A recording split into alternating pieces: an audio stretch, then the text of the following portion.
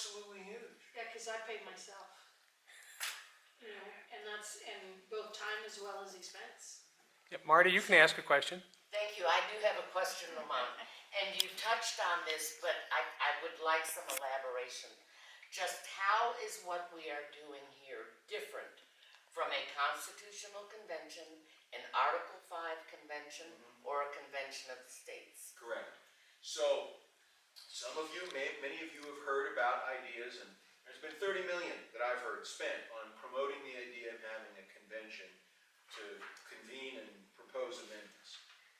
The reason that that idea, after spending $30 million, has not taken off is because many, many, many conservatives are terrified of a convention because they don't know what it will be.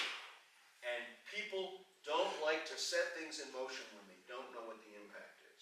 So whether you're for a convention or against it, my view is that a convention is not possible at this time because conservatives are deeply divided over whether it's a good idea.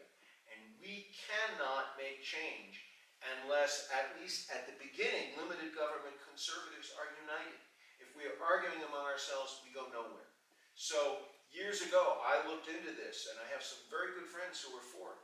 But I'm convinced that the path forward is not to have a convention, not even to threaten a convention, but to do an amendment the way that the Bill of Rights was done, the way that 12 of the 27 amendments were done, by persuading Congress to propose the amendment. And that way, we're sure that we're not going to get an unexpected result. If Congress proposes a bad amendment, we can always vote it down, but we don't have some convention, the results of which people can't predict. And so I think that's one of the reasons why people like Ed Meese, who doesn't support a convention, is a strong supporter of what we're doing, because he understands that this is the safest way and the historically tested way to produce a constitutional change. And that's why I'm like Ed Meese. I have voted against every resolution that came into the state legislature proposing a convention for the purpose of proposing amendments. What Ramon is doing here is perfect. This is the way it needs to be done. It comes up from the states to the Congress and then goes back to the states for ratification. Okay, Jonesy, go ahead. Yeah, you know, what I said before, I think you would get a great deal more support for this if you had adopted, and it could be very simple. Whenever 1/4 of the members of the U.S. House or the U.S. Senate transmit to the President their written declaration of opposition to a proposed federal regulation or to an existing regulation, it shall require a majority of the House. So here's my challenge to you. Find me a donor that will go out and get a unanimous endorsement of the Republican National Committee, 27 state legislative chambers, Ed Meese, Mike Pence, Ted Cruz, 1,000 state legislators, chairman of the House Rules Committee, the chairman of the House Natural Resources Committee, for the new idea, right? Okay, so what you're saying is they've already endorsed the existing wording. Right. They've endorsed the existing wording. This And that is step, wording would be, right. This is step one, right? If you play baseball, you know that to make a home run, step one is you get on base.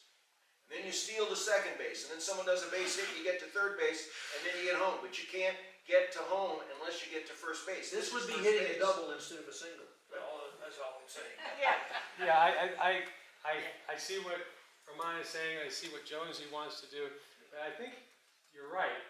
If you can slide, let's call it a wedge, if you can slide this wedge in and say, we're going to go everything forward, and that's running along, and they're doing it, and they're looking forward, then they can always go back and look at the past. Well, and I'll say something just from a legal standpoint. Here's a book that I bring with me. It's called Is Administrative Law Unlawful? And it's by Professor Philip Hamburger. And this is a brilliant book, a little dense in terms of a lot of information, a lot of history in here, but you have to start somewhere. And one of the things that I get questioned about when I'm out there and talking about regulations is, well, but aren't regulations good? Do you want clean water or clean air? And you get that whole side of it. By looking forward, And by addressing this from the standpoint of going forward, you don't have to deal with that baggage.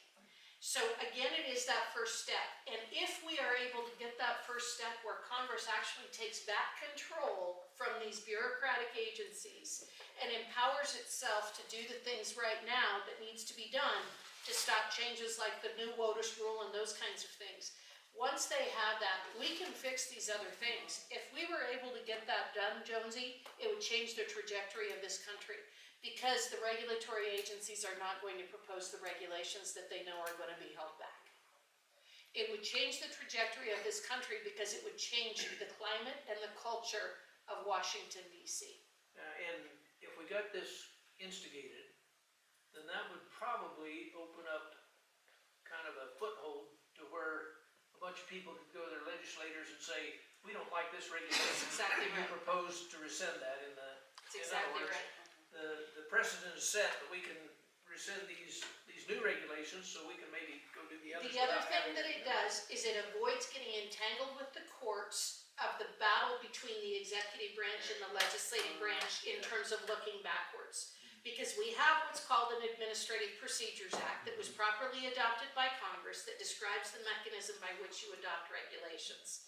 So if you do something where Congress is acting on less than a majority to undo something that a regulatory agency has already done, you're potentially getting wrapped up into this big issue between the executive and the legislative that we don't want to take on. Again, it's incremental. Let's win this battle, and then we can win those other battles. But let's start somewhere. Good, This good would points. preclude that type of scenario that I just It won't proposed. preclude it, You go to your representative and say, we don't like this regulation, let's propose we and I'm rescind it. willing to keep fighting those battles. Next, any other questions? We've got a few more minutes left on the recorder here. Just an idea, do any of you have any contacts with Hillsdale College? That's where you may need That's to where we should spread your go. message to. That would be It's a great very idea. helpful. Yeah, So that- I do not. A lot of It's a foot great soldiers idea. there. And another, besides Hillsdale, Charlie Kirk at Turning Point, Yes. for those young people, Young to get more involved. On Charlie Kirk, I actually sit on the advisory board Oh, of super. the National Advisory Board of Turning Point USA. Oh, great. And if you know anybody who's excited about Charlie, I am attending their National Donor Retreat and Youth Conference in December. Yeah. And I would love to bring some guests along who would like to contribute to Charlie's effort. And I'm talking to Charlie and I'm talking to Bill Montgomery, and I'm trying to convince them that this army of kids that they're building ought to be unleashed to support the regulation amendment. I have not convinced them yet, but that is one of my long-term goals. Because right now, they're very simple, capitalism is good, socialism is bad, America's the best country in the world, Constitution is the greatest political document, very simple messaging. But they have developed a C4 now, and I'm trying to convince them that this ought to be an issue that they work on, but I haven't done it yet. One piece at a time. One piece, and as far as Hillsdale, right? Larry Arnn is one of the 3 or 4 most influential conservative thinkers in the country. I have not figured out a way to get Larry Arnn's attention. Anybody has any ideas? But are any of you involved in Hillsdale? Yes. So one thing you can do is send an email to Hillsdale saying, hey, have you guys heard about this regulation amendment?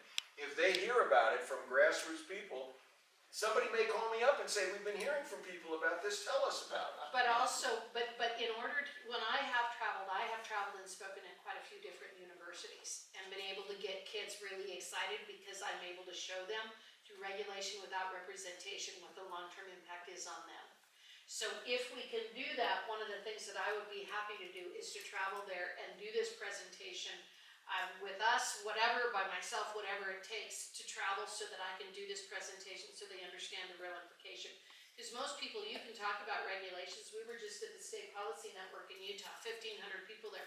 Everybody talks about regulations. I'm not sure people truly understand how insidious it is and how it's invaded every aspect of our lives. It affects your dish detergent. It affects the quality of your dishwasher. It affects every single thing that you do. It affects the shoes that you wear. It costs you $14,000 a year. The but nobody knows about it. That's where we've gotta get the information so that people get it and they can get empowered and excited about changing it. I'd like to do a panel, I'd like to do a panel in Washington DC with the three of us, because Marty, you're not only a state legislator, you're a member of the Republican National Committee. And, you know, if we did a panel, I think it would be, and then if we did it right, maybe we get C-SPAN to cover it. If we get C-SPAN to cover it, then we get 100,000 people to watch it, Let's go with Fox News. right? Let's go with And Fox. by the way, we're promoting the next generation of women leaders in the country, right? I'm out of here. But these ladies are gonna be should be running the country, right? So we need more women in positions of leadership. And so I invite you both, we'll have to figure out a time to come to Washington, we'll figure out a way to do a forum on Capitol Hill. Seriously, and as talk soon as about the this. election's over, take a suggestion, approach Fox News, several of the people that do Fox News and say, here's a way we can finally get a handle on government and start reining in this So I've talked- bureaucracy. I've talked to Brett Baer about this, and he's intrigued, and, It's gonna have to be a Tucker but- Carlson or a Sean Hannity. so, you know, Tucker or it Sean takes or a Laura, while. one of those three, Lou Dobbs is excellent. I think your, Bob has a question. well, comment, your observation about C-SPAN is probably correct. C-SPAN will take something to a greater depth Yes, and cover it. You might have a half hour, 45 minutes with C-SPAN. Without any commentary. right. Yeah, they're very good. If you watch what they did at the Kavanaugh hearings and stuff like that, that's the way to go. And even if it doesn't get a huge audience, it's archived forever. Yeah. Yeah. And we can direct everyone. Okay, speaking of I have a question. speaking of archives, so is this. We have about 10 more minutes left on the video. I have a question for Harriet, and this is coming out of the blue. Is there anything we can do in our law schools and on this subject? I have been invited to speak to law schools and to colleges themselves in other classes, government classes and things. And what I have found is that the students, I shouldn't say kids, but the students are very interested in this and don't know a lot about it.